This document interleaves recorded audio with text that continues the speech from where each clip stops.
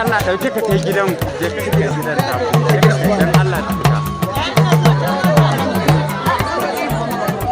Anas kai nake aiki ba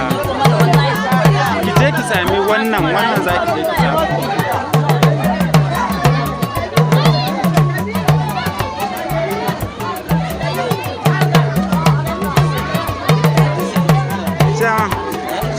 Mudassir Ambrazos wannan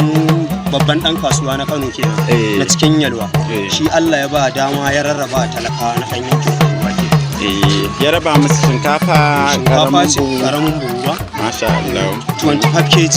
kai na cikin wanda suka samu ina cikin wani ga zahiri sosai to wata godiya za ka yi ina godiya ga Allah kuma Allah ya sa wannan ya dauka